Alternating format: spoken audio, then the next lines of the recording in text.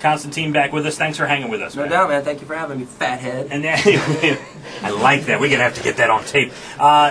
Constantine, before American Idol, I'm reading your bio, and of course, we all knew about your band, Pray for the Soul of Betty, right? And you had some TV roles as well before Idol, so you were kind of into trying to, get that stardom going before you were even on TV, right? Again, not stardom, just, I went to the Boston Conservatory, I put myself through the school.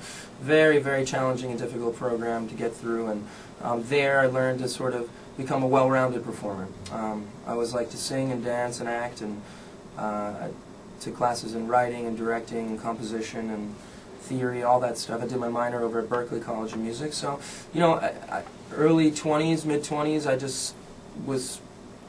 My main objective was to become a working performer. Before American Idol, I was on Rent tour for a couple of years. Rent, of course, the famous Broadway musical, rock and roll musical.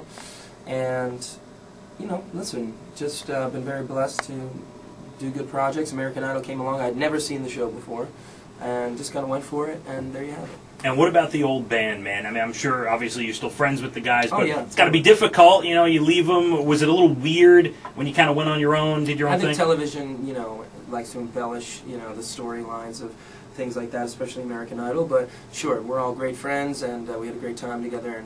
And we weren't really ever that good anyhow. So we had a lot of fun. And listen, they've been greatly supportive, and thank you to all the fans that really did like Pray for the Soul of Betty, and that have continued to support me along the way as well. I went on a couple of blogs about you on the internet, and the girls are fanatical, man. Whether it's the hair or the eyes. Wait, was that whole eyes thing on American Idol a little weird for you? Did you know that they were like playing up the whole thing, that you looked into the camera and you were loving the camera? That became like a big deal. I think you just go with it, I was there to have fun and to prove what I could do, and had a lot of fun. And I think initially it started probably the director Bruce Gowers, who actually directed the original Bohemian Rhapsody video for Queen, huge television director.